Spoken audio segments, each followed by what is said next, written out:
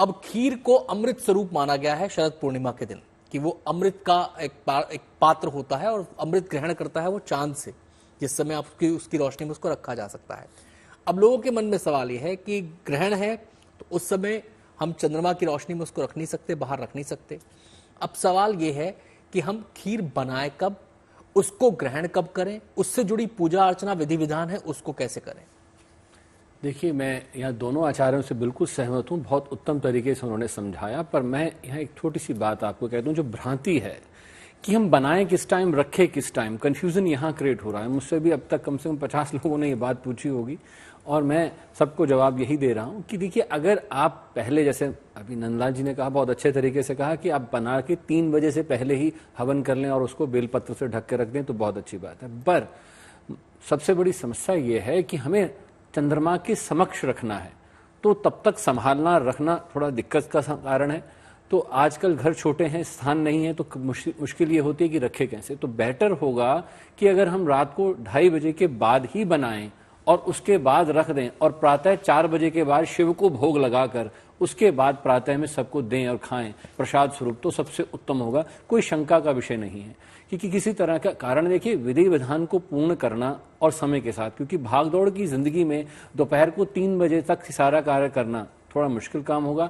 माताएं बहनें घर के कार्य में व्यस्त होती हैं, तो इसलिए मैं ये कहूँगा, अगर ये रात्रि काल में कर लें, जिनको इस अमृत वेला का लाभ लेना है, इस अमृत वर्षा का लाभ लेना है, उनके लिए सबसे उत्तम है कि वह रात्रि के समय ही बनाकर और रखकर प्रातः उसको ग्रहण करें, शिव को भोग लगा, क्योंकि शिव से उत्तम कोई नहीं है पात्र जिनको हम भोग दे सकें, क्योंकि चंद्रमा को शिरोधार्य करते हैं, चंद्रमा के सारे दोषों से मुक्त करते हैं शिव। तो सबसे पहले शिव को ही भोग दें तो सबसे उत्तम होगा, किसी प्रकार का कोई दोष नहीं होगा। चलिए, एक स्थिति आपने सामने रखी, अब मैं प्रतीक जी से दूसरी स्थिति के बारे में बात करना चाहता हूं, क्योंकि खीर एक बड़ा इशू है इस चंद्र ग्रहण के दौरान, शरद पूर्णिमा के दिन पड़ रहा है और लोग इसको लेकर काफी असमंजस में हैं कि खीर का प्रसाद हम ग्रहण कैसे करें, उसकी विधि विधान क्या होगा।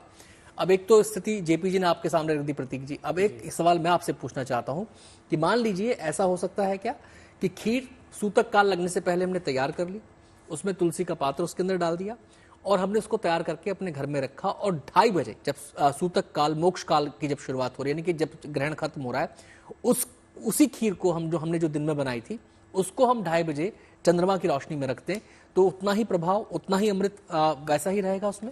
निश्चित तौर पर यही इकलौता उपाय मुझे भी समझ में आता है। बाकी मैं हर जगह सहमत हूं, कमल जी से भी, आचार्य जेपी सिंह जी से भी।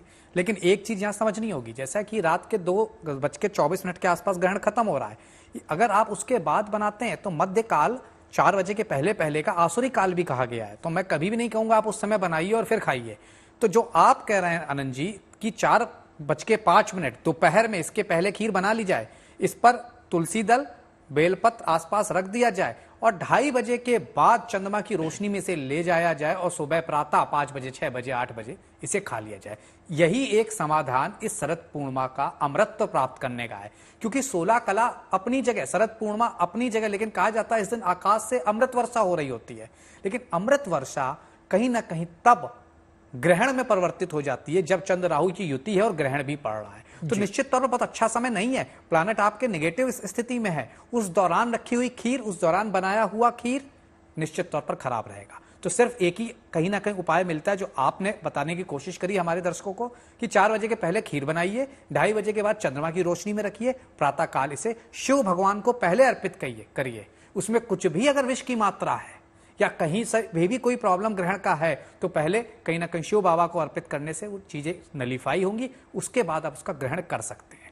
उसी के साथ साथ इन चीजों को और पॉजिटिव अपने जीवन में लाने के लिए हो सके तो रुद्राष्टक का पाठ या शिव अमोघ कवच का पाठ कर लें, और सफेद चीजों का दान, चाहे दूध हो, दही हो, चीनी हो, चावल हो या औषधि हो, चंद्रमा औषधि को भी प्रेजेंट करते हैं, दवाओं का दान भी प्रातः काल में बहुत शुभ रहेगा। और यह खीर खाने का तरीका ही एकमात्र तरीका इस शरद पूर्णिमा में मुझे दिखता है।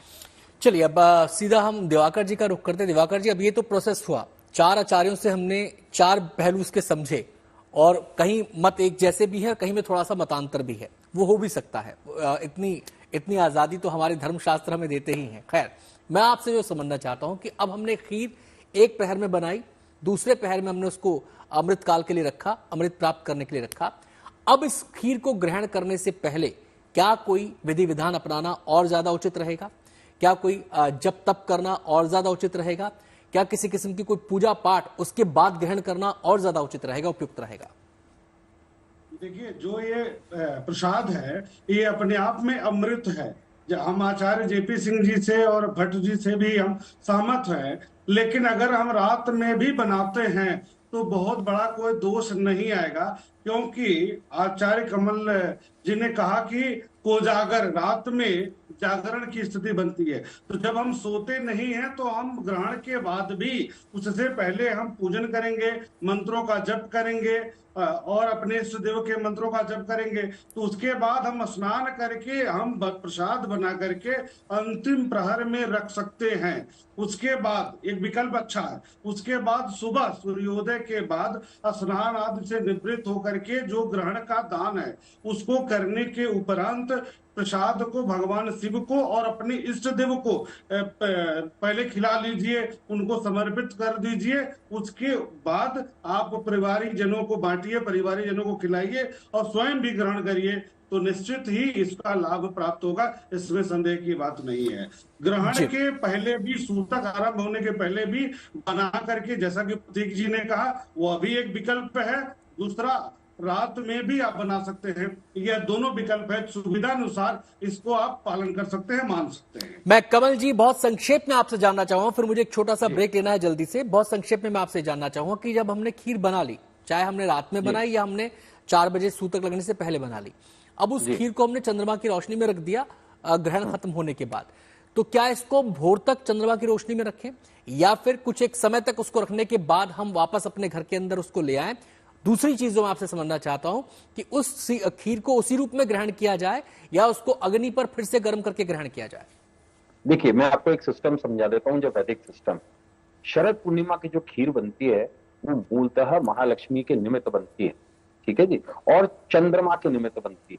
अब जो कायदा ये कहा जाता है कि इस दिन मूलतः 16 कलांश के स्वामी चंद्रमा जो है वो देवी ललिता के अधीन होते हैं।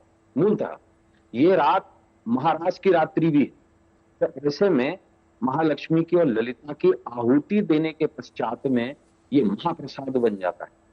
इसके बाद में इसको चंद्रमा की रोशनी में रखा जाए और इसे बिल्कुल भी गर्म न किया जाए, और कायदा ये कहता है कि इसे चांदी के पात्र में रखना चाहिए और इस खीर को उबाला नहीं जाता जी, बहुत ज्यादा, इसे बिल्कुल मतलब ऐसा मतलब जिस रूप में रखा है उसी रूप में उसको ग्रहण भी किया जाए। बिल्कुल।